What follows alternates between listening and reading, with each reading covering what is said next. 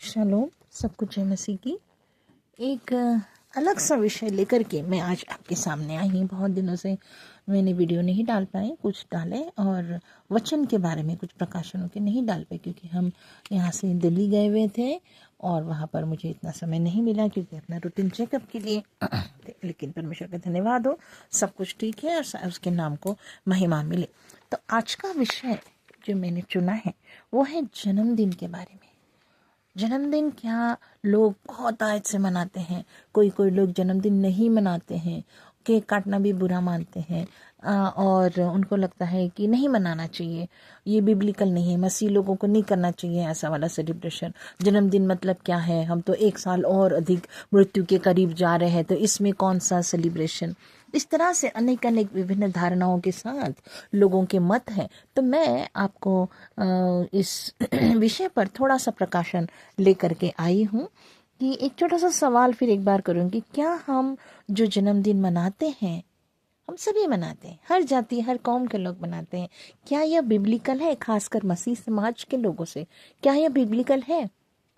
चिंता मत करिए, सोचिए मत, ये बिब्लिकल है। यस, अगर हम देखते हैं उत्पत्ति से लेकर नए नियम में भी अगर हम देखते हैं तो लोगों ने अपने जन्मदिन मनाए हैं और इन जन्मदिन पर कैसे कैसे विषय में अगर हम बताया गया है तो हमें पता चलता है कि उन लोगों ने कैसे कैसे जन्मदिन मनाए। खासकर हम देखेंगे 3 व्यक्ति जिन्होंने अपने जन्मदिन को मनाया और किस तरह से मनाया। अगर हम देखते हैं उत्पत्ति 40 और 20 वचन को देखते हैं तो वहाँ राजा फारो का राजा उसने अपना जन्मदिन मनाया और उस जन्मदिन में उसने क्या करा, कैदियों में से 2 कैदियों को रिहा किया और रिहा करने के बाद उसको एक को तो उसने ऊंचा जो पद उसका पहले का पद था वो पद दिया और एक को क्या किया, उसने उसका सर कलम कर दिया, तो उसको सजाए मौत दे दी।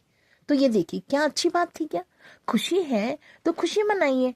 आप उसको जन्मदिन को ऐसे क्यों, एक को तो बढ़ाया और एक को आपने बिल्कुल उसको मौत की सजा दे दी। तो ये तरीका नहीं है जन्मदिन मनाने का। आप कुछ भी नहीं कर सकते हैं जन्मदिन पर। आप धन्यवाद मनाइए, स्तुति गीत गाइए, लोगों को खुशियां बांटिए, अपनी खुशी में शामिल कीजिए। दूसरी बात हम देखते हैं, अगर होशे नबी की किताब अगर हम पढ़ते हैं 7 और 5 वचन को, तो उसमें इस प्रकार एक राजा है जिसका नाम नहीं दिया गया, लेकिन वहां लिखा है, आप जरूर उस रेफरेंस को पढ़िएगा नहीं तो वीडियो बहुत लंबा हो जाएगा। अपना जन्मदिन मनाया और मनाते हुए उसने क्या किया, एक बड़ा सा जश्न मनाया और उस जश्न में उसने गलत गलत लोगों के साथ, जो विरोधी लोग थे, उनके साथ हाथ मिलाया, उनके साथ दोस्ती कर ली और जब दुश्मनों के साथ लड़ाई करने के लिए बात आई तो उन लोगों ने इनका विरोध में रहकर इनको हारना पड़ा। तो हम ये जानिए कि अपने जन्मदिन पर हम किसको बुला रहे हैं, किसके साथ हमें अपना मेल मिलाप है, उठना बैठना आपका किसके साथ है। कहीं ऐसा ना हो कि बच्चे मित्रों की मंडली में कोई एक ऐसी कड़वी जड़ हो जो आपको विनाश का कारण हो जाए। तो मेरे मित्रों, हमेशा प्रार्थना पूर्वक परमेश्वर की मर्जी से, परमेश्वर के भय मानने वाले अपने पासबानों को, उनके खानदानों को, अपनी कलीसियाओं के लोगों को बुलाइए। ये नहीं कि शराब पीना है, मतवाला होना है और आपकी बुद्धि भ्रष्ट होगी और आपको क्या कर रहे हैं आपको ये पता ही नहीं चलेगा। तो ये होशे की किताब में की बात। दूसरी बात हम देखते हैं नए नियम में आते हैं, मत्ती 14:6 में देखते हैं, एक हेरोदेस राजा, उसने अपना जन्मदिन मनाया, अपने प्रियजनों को, अपने मित्रों को, अपने सारे लोगों को बुलाया और फिर सबने डिमांड करी कि अरे इतना अच्छा गाना चल रहा है, डांस भी हो जाना चाहिए। और राजा की जो बेटी थी बहुत सुंदर डांस, उन्होंने कहा हमको डांस देखना है, उसका सुना है, उसकी कीर्ति बहुत सुनी है। तो उन्होंने फिर उस बेटी ने बहुत सुंदर डांस किया, नृत्य करके सबका मन लुभाया, यहाँ तक कि राजा भी बहुत खुश हो गया। इतना खुश हो गया कि उसने सबके सामने ऐलान कर दिया, वाह बेटी वाह, इतना अच्छा डांस किया, मांग तुझे क्या चाहिए, आधा राज्य भी तुझे दे दिया जाएगा। बेटी तो इनोसेंट, भागती हुई अपनी मम्मी के पास जाती, मम्मी मैं क्या मांगू, राजा ने, पापा ने मुझे पूछा है। और मम्मी तो ताक में बैठी हुई थी मौके के। उसने कहा बोलो जा करके कि यूहन्ना बपतिस्मा देने वाले का सिर मुझे थाली में ला करके दो। वो बच्ची क्या समझती है, वो जा करके बोलती है और सबके सामने उसने उस बात को, कि राजा ने सबके सामने ऐलान किया, उसने भी सबके सामने जा करके उस बात को बोल दिया इनोसेंटली। और हुआ ये, राजा उदास हुआ क्यों ऐसा किया उसकी पत्नी ने? क्यों की? उसने उसको बार बार इंगित करता था कि राजा आपने एक दूसरे की पत्नी को अपने साथ रखा है, या आपने गलत काम किया परमेश्वर की दृष्टि में, तो वो आपको नहीं करना चाहिए। तो उस बात के कारण उसने वो अपना बदला लेकर के उसके ऊपर सरकलम करवा दिया। तो इस तरह से हम देखते हैं इतिहास की बातें हो गई। तो हमें जन्मदिन पर क्या क्या करना चाहिए, अब हम देखेंगे। तो इतिहास देखा जन्मदिन का कि हाँ, बाइबल में भी जन्मदिन मनाए लोगों ने। अब हम देखते हैं कि जन्मदिन पर हमें क्या करना चाहिए। एक वचन पढ़ते हैं जिसमें लिखा है भजन संहिता 127:3, उसमें लिखा है, देखो लड़के यहोवा के दिए हुए भाग हैं, और गर्भ का फल उसकी ओर से प्रतिफल है। अब मतलब क्या है? बच्चों के माता पिताओं को अपने बच्चों के अगर जन्मदिन मना रहे हैं तो मालूम होना चाहिए कि यहोवा की ओर से मिला हुआ एक गिफ्ट है, एक दान है। उसको सेलिब्रेट हमको करना चाहिए। कैसे? धन्यवाद के रूप में। निर्गमन और यशायाह, शमूएल और सुलेमान, ये ऐसे राजा हुए थे जिन्होंने क्या करा? अपने आप में जीवन में परमेश्वर को हमेशा महिमा दी। उनके माता पिताओं ने उनको अपने जीवन को समर्पित किया परमेश्वर के सेवकाई के लिए, भविष्यताई के लिए। तो ये माता पिता ने क्या? उनको परमेश्वर के एक वरदान मान करके अपने परिवार में लिया। दूसरी बात हम देखिए, बच्चों का भविष्य परमेश्वर के द्वारा निर्धारित किया है, ये मालूम होना चाहिए। हम नहीं कोई थोप सकते, लेकिन परमेश्वर अपनी मर्जी से, माता पिता ने उनकी परवरिश में परमेश्वर के भय के साथ करना है। और परमेश्वर की हर बात में, जैसे आप कैसे परवरिश करें, हम देखते हैं उदाहरण बाइबल के अनुसार। ही सारी बातें बाइबल से बताऊंगी। हन्ना ने देखो उसके पास संतान नहीं थी, वो यहाँ वहाँ वो अपनी बात को रोना नहीं रोती थी, पति से जरूर कहती थी, लेकिन उसने पलट के पनिन्ना को कोई जवाब नहीं दिया। कहीं ऐसा नहीं लिखा कि उन्होंने झगड़ा किया या कुछ। हाँ, वो बहुत उदास हो जाती थी, कई कई दिन खाना नहीं खाती थी। लास्ट में उसने क्या उठी, निर्णय लिया, मैं जाके यहोवा से मांगूंगी। और खुदा से उसने मांगा, और खुदा ने उसको जो बेटा दिया, उसने बेटा ही मांगा, परमेश्वर ने दिया उसको, और उसकी परवरिश खुदा के भय में करी। और वो जो वादा उसने किया था कि मैं उस बेटे को परमेश्वर की दास बनाऊंगी, उसने उस बात को पूरा किया। तो माता पिता जब आप मन्नतें मानते हैं खुदा बाप से, मुझे बस संतान चाहिए, तो उस बात को हम ये नहीं करना कि उसकी परवरिश में हम गिरजाघर नहीं जाएंगे, नहीं, ऐसा नहीं करना चाहिए। परमेश्वर की उपस्थिति में होकर के भय मानते हुए बच्चों को तालीम देनी चाहिए। दूसरे बात हम देखते बत्शेबा को देखिए, दूसरे शमूएल 1:5 को अगर हम पढ़ते हैं, और हम वहाँ देखते हैं कि उसने भी अपने बच्चे की, सुलेमान की, कैसे उसने परवरिश करी, परमेश्वर के भय को मानना सिखाया, और उसने कितने सुंदर नीति वचनों को लिखा। और हम देखते हैं कि कैसे उसके, हाँ, बाद में अन्य स्त्रियों ने तो उसको मतिभ्रष्ट की, लेकिन उसका नाम प्यार का लमुवेल था। और वो कैसे उसको सिखाती है। नीति वचन 31 को पढ़ते हैं तो पहली 10 आयतों में सिखाती है, राजा को मदिरा पीना नहीं शोभा देता है।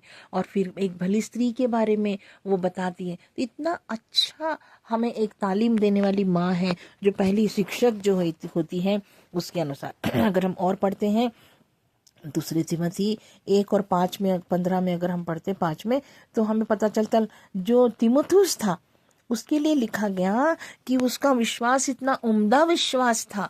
पौलुस भी उसकी तारीफ करता, अपना उसका चेला है ये, और उसको सिखाता है। उसका पता उसकी नानी क्या है, और नानी यूनिके और माँ लोइस, इससे उसको विश्वास मिला है, उस दृढ़ विश्वास में।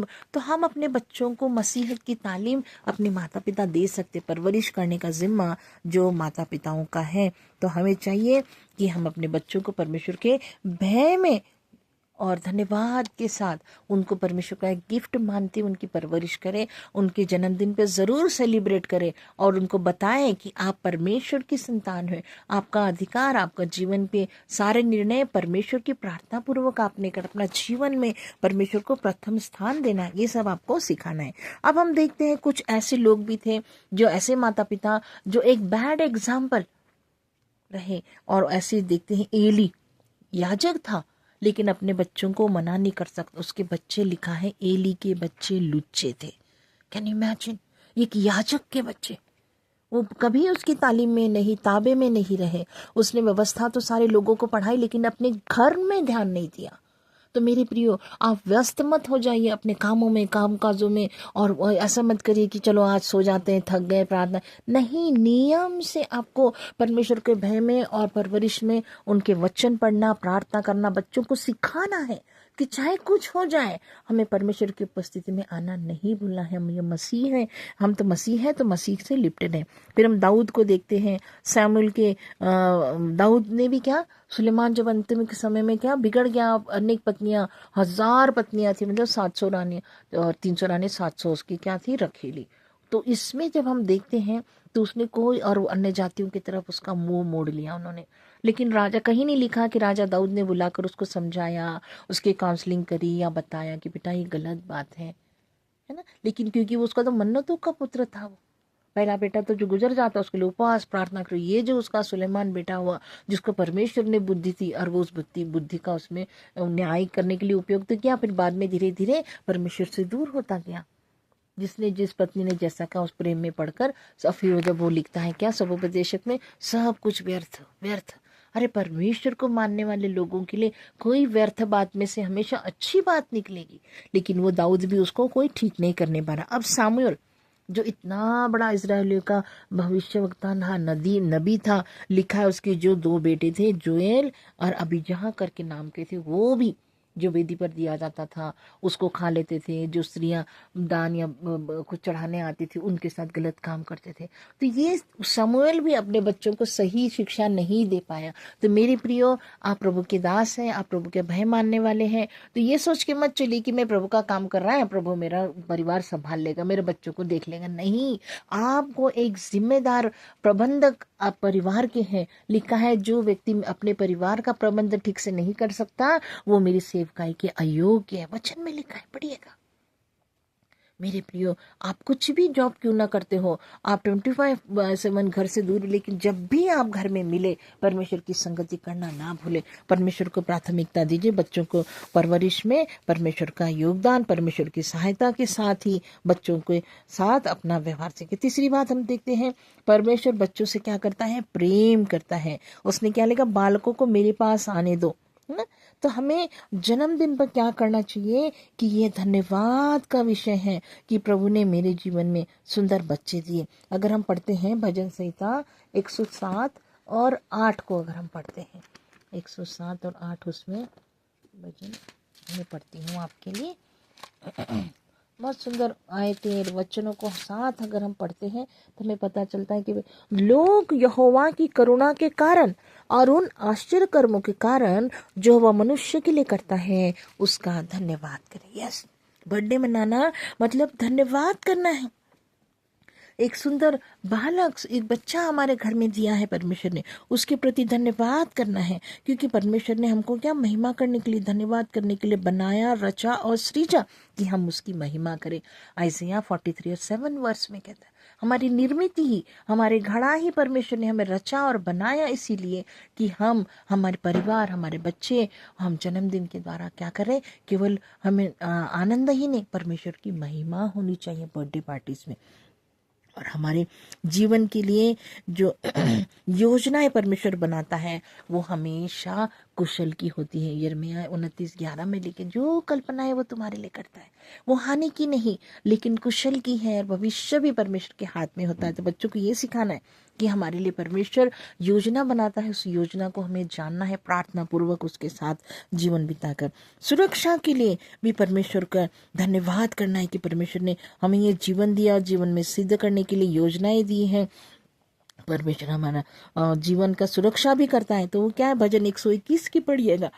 अगुवाई में हमें पता चलता है कि प्रभु हमारी अगुवाई करता है। आइज़िया 41 और 10 में लिखा है, मत डर, इधर उधर मत ताक, पजल्ड मत हो जाओ, मैं तुम्हारा परमेश्वर हूँ, मैं दाहिने हाथ से पकड़कर तुम्हारी अगुवाई करूंगा, तुम्हारी मार्गदर्शन करूंगा। तो मार्गदर्शन में भी आपके लिए प्रभु तैयार है, आपकी सुरक्षा के लिए तैयार है, आपकी योजनाओं में प्रभु तैयार है। तो परमेश्वर को हमें अपने जीवन के द्वारा क्या करना है, धन्यवाद करना है। फिर मैं 1:5 में भी लिखा है कि मैंने माँ के गर्भ से ही तुझे चुन लिया। इस बताना है बच्चों को कि आप अपनी मर्जी से नहीं, परमेश्वर की मर्जी से उत्पन्न हुए हैं, और परमेश्वर आपको आशीष देने के लिए तैयार। तो उसके ऊपर अपना भरोसा रखते हुए जीवन के हर निर्णय को प्रभु को देना है। अगर हम देखते हैं हमें हमारा कर्तव्य क्या है, प्रोवर्ब्स 22 और 6 अगर मैं पढ़ती हूँ, मतलब नीति वचन 22 और 6, तो हमारा ये माता पिताओं का क्या कर्तव्य है अपने बच्चों के प्रति। जब आप जन्मदिन मनाते हैं या बच्चों के साथ अच्छा आनंद का समय बिताते हैं, तो परमेश्वर का वचन आपको क्या कहता है। लिखा है कि लड़के को उसी मार्ग की शिक्षा दे जिसमें उसको चलना चाहिए, और वह बुढ़ापे में भी उससे न हटेगा। ऐसी शिक्षा जो बुढ़ापे तक उसके साथ, वो बूढ़ा हो जाएगा तब तक भी वो अपनी शिक्षाओं को नहीं भूलेगा, क्योंकि हम जानते माँ बाप वो सारे जिंदगी के लिए नहीं रहते, लेकिन हम उसकी लाइफ को बिल्डअप कर सकते हैं जब उसको बताते हैं कि आपको परमेश्वर की इच्छा के अनुसार चलना है। उसको ऐसी शिक्षा देना है कि वो फ्लरिश हो सके, अपने विश्वास में बढ़ता जाए और विश्वास में दृढ़ रहकर ही अपना जीवन, जैसे नानी लोइस और तिमोथी की नानी और माँ ने उसको सिखाया, उस विश्वास को उसने बड़ी तारीफ हुई। तो हमारे परिवार में प्रार्थना, वचन और इन बातों के परमेश्वर के बारे में बताया जाना, बच्चों को चर्च लेकर के जाना और परमेश्वर का आदर करना सिखाना है, दान दशमांश देना सिखाना है, आज्ञा मानना सिखाना है। कोलोसी 3:21 में अगर हम देखते हैं तो क्या लिखा है कि हे माता पिता अपने बच्चों को तंग ना करो। कोई पता ना टीज करते हैं, अरे तू तो कुछ नहीं कर पाएगा, ये नहीं, हमें बताना है कि परमेश्वर आपकी योजना है, आपके जीवन से प्रभु को महिमा मिलनी चाहिए। ये सब चीज सिखाना है उनको, उनका साहस नहीं तोड़ना है, उनको मोटिवेट करना है, वचन की अगुवाई में ही लेकर के हमको बताना है। प्रेरित के काम 5:29 में लिखा है, मनुष्यों की आज्ञाओं से बढ़कर आपको परमेश्वर की आज्ञा का पालन करना, ये आपका कर्तव्य है। ये सिखाना है, ओबीडियंस बच्चों के अंदर। ये नहीं कि बदतमीजी से बोलना है या कुछ नहीं मानना है, नहीं। बड़े हो जाते तो ये मत सोचो कि हम बराबर हो, नहीं, माता पिता का आदर बराबर करना है, परमेश्वर की आज्ञाओं में चलते हुए एक हमको एक परफेक्ट पेरेंट्स बनना है। हमें तभी बन सकते हैं जब हम एफिसियों 6:4 में क्या लिखा है कि हमें स्व परीक्षण करते रहना चाहिए, अपना इवैल्यूएशन करते रहना चाहिए, ताकि परमेश्वर हमारे जीवनों को जब जांचता है तो ताड़ता है, तो हमें पता होना चाहिए कि परमेश्वर हम पर अपनी अनुग्रह बड़ी दृष्टि रखता है, हमें जांचता है, देखता है कि हम अपने बच्चों के परवरिश ठीक से कर रहे हैं या नहीं। हमें क्या लिखा है, हे बच्चे वालों अपने बच्चों को रीस ना दिलाओ, परंतु प्रभु की शिक्षा और चेतावनी देते हुए उनका पालन पोषण करो। इस तरह से कितना सुंदर वचन में हर बात स्पष्ट रीति से थे। तो बर्थडे के लिए हमें क्या क्या करना है, एक बात हमें करना है कि हमें बच्चों को क्या करना है, परमेश्वर की तालीम में, शिक्षाओं में लेकर के चलना है, और हमें जागरूकता के साथ, चेतावनियों के साथ परमेश्वर के सामने आना है। सबोपदेशक 11:9 पढ़ लीजिए, 12:1 को पढ़ लीजिए। उसमें क्या, हे जवान अपनी जवानी की दिन मनमानी कर, जैसा मन चाहे वैसा चल, वो सब आनंद तेरे जीवन में होगा, लेकिन याद रख कि परमेश्वर तुझसे लेखा लेगा। मान भय देना है परमेश्वर का, परमेश्वर के भय में परवरिश करना है ताकि प्रभु आनंदित हो। इफिसियों 6:2 में भी ऐसे ही लिखा है कि अपने माता पिता का आदर कर, यह पहली आज्ञा है जिसके साथ प्रतिज्ञा भी है कि वह कि तेरा भला हो और तू धरती पर बहुत दिन जी। हमने लॉन्ग लाइफ की हमेशा गाना है ना, God bless you, may the Lord give you long life. हम आशीषें देते हैं, वो आशीषें कब पूरी हो सकती, जब बच्चे अपने माता पिता का आदर करते हैं, जब बच्चे अपने माता पिता की आज्ञाओं में चलते हैं, माता पिता भी परमेश्वर के भय में होकर उनका पालन लालन करते हैं, तब बच्चे का भविष्य सुरक्षित होता है और बच्चे आपको कभी भी निराश नहीं करेंगे, क्योंकि ये बच्चे परमेश्वर की दी हुई क्या है, संतान है। तो हमें उसका जन्मदिन जरूर मनाना चाहिए। Celebrations are very very important in life to give the glory to the Lord. अब हम एक प्रोफेटिकल डिक्लेरेशन में उन सब के लिए करती हूँ जो इस महीने में या कभी भी, ये वीडियो जब भी आपके पास आता, अगर आपके पास जन्मदिन है, कभी भी आपका जन्मदिन हो, आपके लिए ये डिक्लेरेशन हो क्या, प्रभु आज के दिन हम आपके सामने ये घोषणा करते हैं, यह भजन 91 और 16 के समान, कि आप उस बच्चे को जो जिस व्यक्ति का जन्मदिन है उसको दीर्घायु से तृप्त करें और अपने उद्धार के दिन का दर्शन दिखाए। प्रभु जी, हम घोषणा करते हैं कि इस दुष्ट की कोई भी चाल इनके जीवन में कार्य करने न पाए, उनके विषय में कोई भी ऐसी बात उनके ऊपर सफल ना होने पाए, बल्कि उनके जीवनों में आपकी सुरक्षा मिले। भजन 121 की सारी सुरक्षा को मैं इन लोगों पर घोषित करती हूँ कि आप उनको अपनी इच्छा में चलाएं प्रभु जी। यिर्मयाह 6:24 और 26 को इस आशीष की घोषणा मैं आपके जीवन पर करती हूँ कि यहोवा तुझे आशीष दे,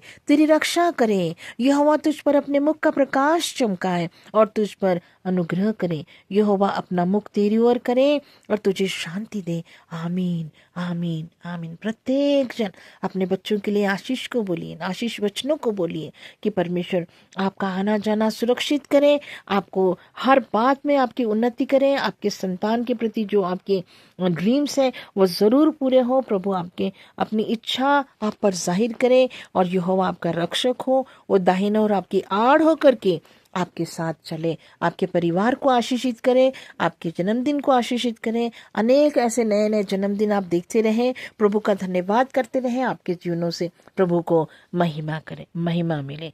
धन्यवाद, धन्यवाद, धन्यवाद करते प्रभु। इन सब पर आपकी आशीष हम धन्यवाद करते जिनका भी जन्मदिन है।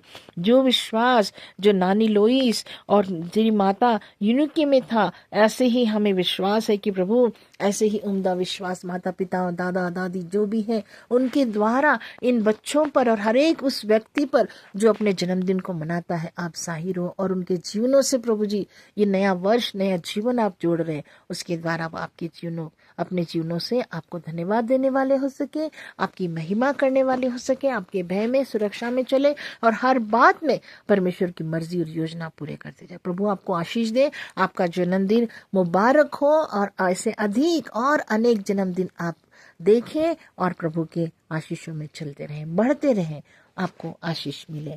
आमीन। वीडियो लंबा हो गया, लेकिन आप पढ़िए, सुनिए और दूसरों को भी आशीषित होइए। शालोम, जय मसीह की।